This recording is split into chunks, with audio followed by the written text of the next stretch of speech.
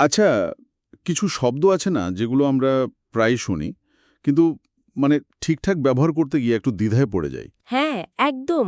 আমাদের আজকের আলোচনার সোর্সগুলো ঘাঁটতে গিয়ে ঠিক এই জিনিসটাই আমার মাথায় ঘুরছিল। আমাদের হাতে একটা নোটবুক আছে জিআরই পরীক্ষার প্রস্তুতির জন্য। নাম লেক্সিকন অফ মাস্টারি। হুম। কিন্তু এটা শুধু পরীক্ষার জন্য নয়। আমার মনে হলো এটা ভাষাকে আরও ভালোভাবে বোঝার একটা চাবিকাঠির মতো। ঠিক তাই।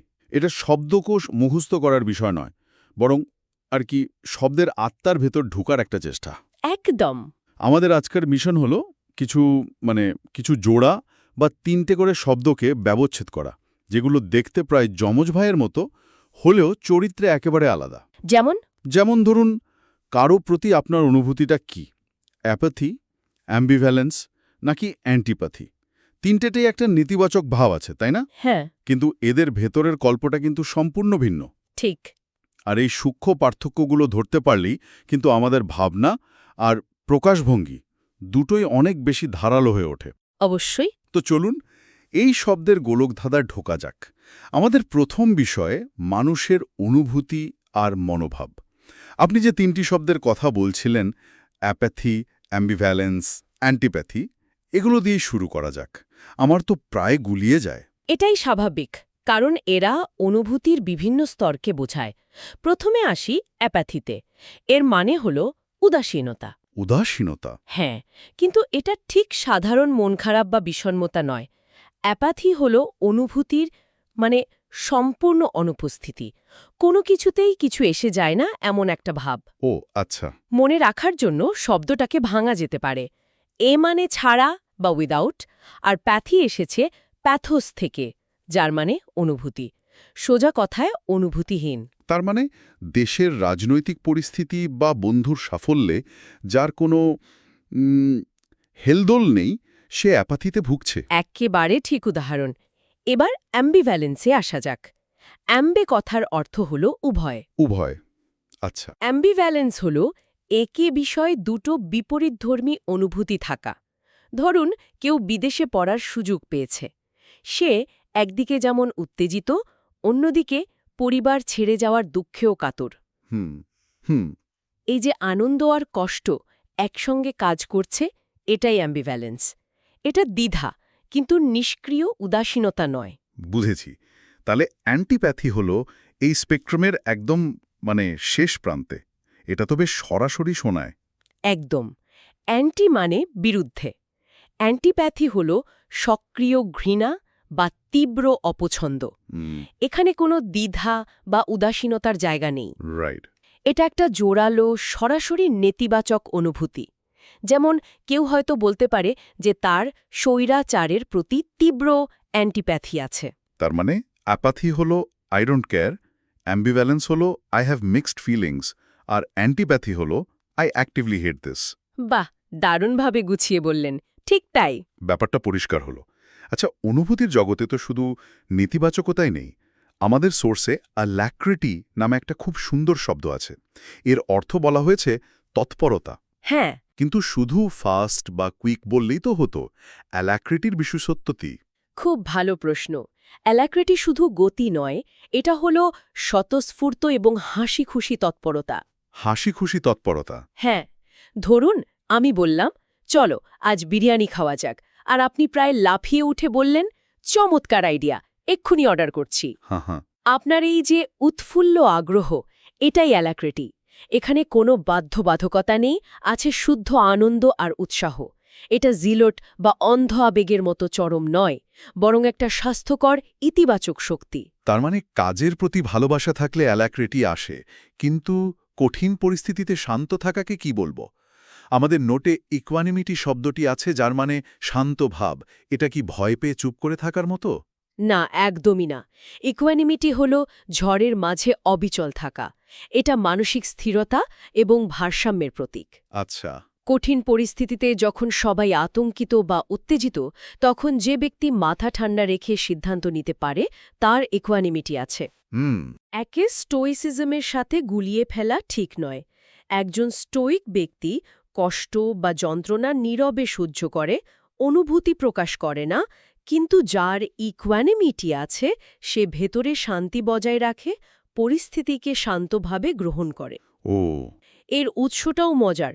একুয়াস মানে ইকুয়াল আর অ্যানিমাস মানে মাইন্ড, অর্থাৎ ভারসাম্যপূর্ণ মন। এরকম শান্ত আর স্থির থাকাটা তো একটা দারুণ চারিত্রিক বৈশিষ্ট্য। চলুন মানুষের আচরণের এরকম আরও কিছু দিক নিয়ে কথা বলা যাক। হ্যাঁ, চলুন। যেমন কেউ কেউ খুব সাহসী সিদ্ধান্ত নেয়। আমাদের নোটে অডেসেস শব্দটি আছে। এটা কি সবসময় ইতিবাচক, নাকি এর মধ্যে কিছুটা বেপরোয়া ভাব আছে? এটা একটা দারুণ প্রশ্ন, কারণ এর ব্যবহারটা মানে প্রেক্ষাপটের ওপর নির্ভর করে। অডেন্সিয়াস মানে হল সাহসী, বিশেষ করে এমন সাহস যা প্রচলিত প্রথা বা ধারণাকে চ্যালেঞ্জ করে। আচ্ছা। একজন বিজ্ঞানী যখন বহুদিনের প্রতিষ্ঠিত তত্ত্বকে চ্যালেঞ্জ করে নতুন কিছু বলেন, তার সেই পদক্ষেপটা অডেশিয়াস। সাধারণত এটা ইতিবাচক। কিন্তু যদি কেউ কোনো প্রস্তুতি ছাড়া এভারেস্টে চড়তে যায়, সেটাও অডেশিয়াস, তবে এক্ষেত্রে তার রেকলেস বা বেপরোয়া। বুঝেছি। এর নেতিবাচক দিকটা বোঝাতে প্রিজাম্পশাস শব্দটা ব্যবহার করা হয়, যার মানে উদ্ধত বা স্পর্ধাপূর্ণ। অডেশিয়াস সাহসের কথা বলে, আর প্রিজাম্পশাস ঔদ্ধত্যের। আচ্ছা, আমার সোর্সে আর্টলেস নামে একটা শব্দ চোখে পড়ল। আর্ট শব্দটা থাকায় আমার প্রথমে মনে হয়েছিল এর অর্থ হয়তো খারাপ কিছু হবে, যেমন কৌশলহীন বা অদক্ষ। কিন্তু এর মানে নাকি সরল বা অকপট। ব্যাপারটা কি? আপনার ধারণাটা একদম ঠিক জায়গায়। অনেকেই এই ভুলটা করে। আর্টলেস মানে হল উইদাউট আর্টিফিস বা কৌশল ছাড়া, ওহ। যার মধ্যে কোনো ছলনা, ভনিতা বা কৃত্রিমতা নেই। শিশুদের হাসি যেমন আর্টলেস হয়, সরল এবং সৎ। ঠিক। আমার এক বন্ধু একবার তার বসের নতুন হেয়ারকাট দেখে আর্টলেস ভঙ্গিতে বলে ফেলেছিল, আপনাকে তো কাকের বাসার মতো লাগছে। সত্যতার জন্য তার প্রশংসা করা উচিত, কিন্তু পরিস্থিতিটা বেশ জটিল হয়ে গিয়েছিল। হ্যাঁ, পরিস্থিতিটা কল্পনা করতে পারছি। তার মানে আর্টলেস হওয়াটা সবসময় সুবিধাজনক নয়। মোটেই না। আচ্ছা, আচরণের জগৎ থেকে বেরিয়ে এবার আমরা মানুষের যুক্তি বা চিন্তাভাবনার দিকে যাই। কিভাবে একজন তার বক্তব্যকে জোরালো করে তোলে? এখানে কোজেন্ট শব্দটি আছে, যার অর্থ বলা হয়েছে যুক্তিসঙ্গত। হ্যাঁ, তবে এটা শুধু লজিক্যাল বা রিজনেবল হওয়ার চেয়েও বেশি কিছু। অনেকেই কোজেন্টকে লুসিডের সাথে গুলিয়ে ফেলে। লুসিড? হ্যাঁ, লুসিড মানে হল যা সহজবোধ্য বা স্বচ্ছ। একটা লেখা খুব লুসিড হতে পারে, অর্থাৎ পড়তে খুব সোজা, কিন্তু তার যুক্তিগুলো দুর্বল হতে পারে। আচ্ছা। অন্যদিকে কোজেন্ট মানে হল যা কেবল যৌক্তিকই নয়, বরং প্রভাবশালী এবং বিশ্বাসযোগ্য। একটা কোজেন্ট আর্গুমেন্ট শোনার পর আপনার মনে হবে, হ্যাঁ, এটাই ঠিক, এর বিরুদ্ধে কিছু বলার নেই। মানে এটা শ্রোতাকে মানতে বাধ্য করে। ঠিক। তাই সব লুসিড লেখা কোজেন্ট নয়, কিন্তু সব কোজেন্ট যুক্তি লুসিড হতে বাধ্য। তার মানে একজন ভালো বক্তা বা লেখকের লক্ষ্য হল কোজেন্ট হওয়া, শুধু লুসিড নয়।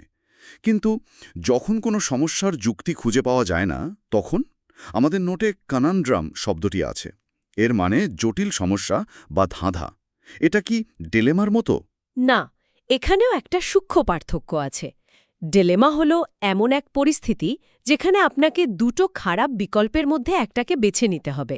ও আচ্ছা। যেমন চাকরি বাঁচাতে হলে হয় বেতন কমাতে হবে, নয়তো অন্য শহরে বদলি হতে হবে।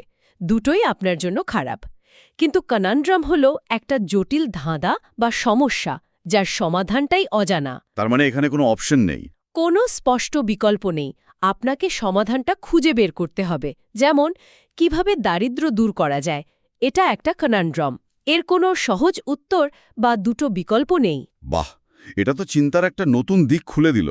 আচ্ছা, কিছু বিষয় আছে যা খুব কম মানুষ বোঝে, যেমন কোয়ান্টাম ফিজিক্স বা কোনো ধরুন গুপ্ত সংগঠনের নিয়মকানুন।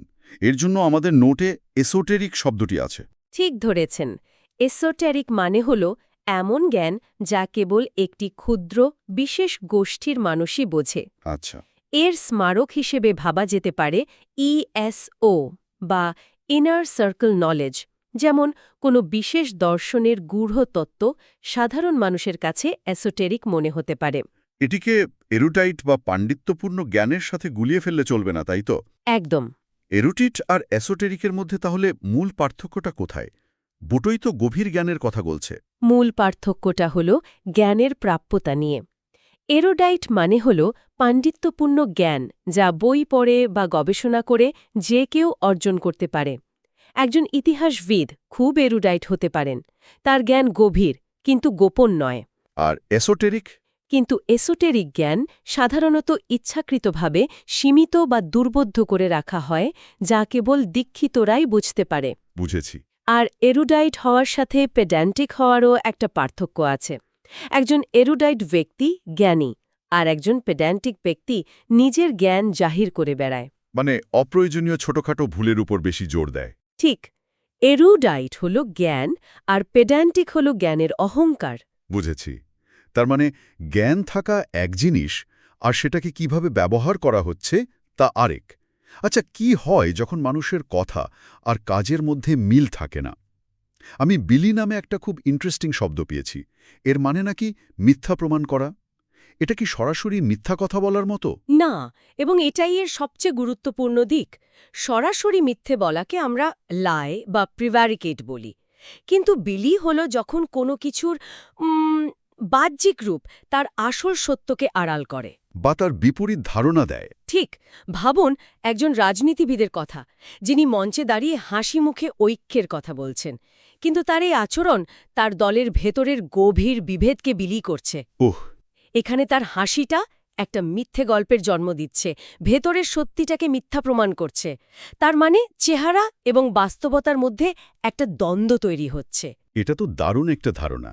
তার মানে একটা হাসিমুখও দুঃখকে বিলিভ করতে পারে। আচ্ছা, দ্বন্দ্বের কথা যখন উঠলই, তখন সমালোচনার কথায় আসি। ক্যাস্টিকেশন শব্দটা শুনলেই কেমন ভয় লাগে। হ্যাঁ, ঠিক।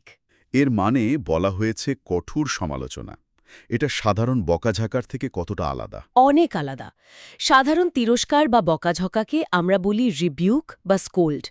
ওটা ব্যক্তিগত হতে পারে, কিন্তু ক্যাস্টিকেশন হল তীব্র ভর্ৎসনা বা কঠোর শাস্তি, যা প্রায়শই জনসমক্ষে করা হয়। হ্যাঁ, কাউকে অপমান বা লজ্জা দেওয়ার জন্য। এর স্মারকটা বেশ ভয়ঙ্কর। Cast out of the gate বা দুর্গের ফটকের বাইরে ছুঁড়ে ফেলে দেওয়া। প্রাচীনকালে এভাবেই শাস্তি দেওয়া হতো। বাপরে! সুতরাং ক্যাস্টিকেশন শুধু সমালোচনা নয়, এটা এক ধরনের ন্যায়ভানস অপমান। ঠিক। তাহলে আলোচনার প্রায় শেষ দিকে এসে আমরা এমন একটা শব্দ নিয়ে কথা বলি, যা এইসব দ্বন্দ্ব বা ভুলের পরের অনুভূতিকে প্রকাশ করে। শব্দটি হল কন্ট্রাইট। কন্ট্রাইট, হ্যাঁ। এর মানে? অনুতপ্ত। কিন্তু এটা কি শুধু দুঃখ পাওয়া বা স্যাড হওয়ার মতো? না, এর গভীরতা অনেক বেশি। দুঃখিত বা বিষণ্ণ থাকাকে মোরজ বলা যেতে পারে, যার কোনো নির্দিষ্ট কারণ নাও থাকতে পারে। কিন্তু কন্ট্রাইট হওয়ার অর্থ হল নিজের কোনো ভুলের জন্য অপরাধবোধ থেকে গভীরভাবে অনুতপ্ত হওয়া। এখানে অনুশোচনাটাই প্রধান। একদম। একজন ব্যক্তি যখন তার কৃতকর্মের জন্য অনুতপ্ত হয়ে ক্ষমা চায় এবং নিজেকে শুধরে নেওয়ার চেষ্টা করে, তখন সে কন্ট্রাইট। এর স্মারকটাও খুব অর্থপূর্ণ। কন সাথে প্লাস ট্রাইট, ঘষা। অনুশোচনায় হৃদয় ভারাক্রান্ত হওয়া, যেন মনটাকে কেউ ঘষে চলেছে। আজকের আলোচনা থেকে এটা স্পষ্ট যে শব্দভাণ্ডার মানে শুধু শব্দের তালিকা লম্বা করা নয়, বরং প্রতিটি শব্দের নিজস্ব ব্যক্তিত্ব, তার ইতিহাস আর তার ব্যবহারের সূক্ষ্ম তারতম্য বোঝা। অ্যাপ্যাথি আর অ্যান্টিপ্যাথির পার্থক্য বোঝা মানে মানুষের অনুভূতির দুটো ভিন্ন জগৎকে চেনা। একদম। আর এই বোঝাপড়াটা শুধু পরীক্ষার খাতায় নম্বর পাওয়ার জন্য নয়, এটা আমাদের চারপাশের পৃথিবীকে আরও ভালোভাবে বুঝতে সাহায্য করে। ঠিক। যখন আমরা বুঝতে পারি যে একটা যুক্তি কেবল লুসিড নাকি কোজেন্ট, বা একজন নেতার আচরণ অডেশিয়াস নাকি প্রিজামশিয়াস, তখন আমাদের বিশ্লেষণ করার ক্ষমতা অনেক বেড়ে যায়। শব্দের সঠিক ব্যবহার আমাদের চিন্তার স্বচ্ছতা বাড়ায়। তাহলে আমাদের শ্রোতাদের জন্য আজকের মতো শেষ করার আগে একটা চিন্তার খোরাক রেখে যাওয়া যাক। অবশ্যই। এই আলোচনায় আমরা দেখলাম কিভাবে স্মারক বা মেমোনিক্স ব্যবহার করে শব্দের গভীরে যাওয়া যায়। যেমন অ্যাপ্যাথিকে মনে রাখা হয়েছে এছাড়া প্যাথি অনুভূতি দিয়ে। হ্যাঁ। আমার একটা প্রশ্ন মাথায় আসছে, ভাষা যেভাবে আমাদের চিন্তাকে আকার দেয়, সেভাবে এই শব্দগুলোর সূক্ষ্ম পার্থক্য জানা কি আমাদের অনুভূতি বা সিদ্ধান্ত নেওয়ার প্রক্রিয়াকেও প্রভাবিত করে? ইন্টারেস্টিং প্রশ্ন। অর্থাৎ যে ব্যক্তি কন্ট্রাইট এবং মোরোজের পার্থক্য বোঝে সে কি নিজের অনুশোচনাকে আরও স্পষ্টভাবে শনাক্ত করতে পারে? এক কথায়, আমাদের শব্দভাণ্ডার কি আমাদের বাস্তবতাকে গড়ে তোলে?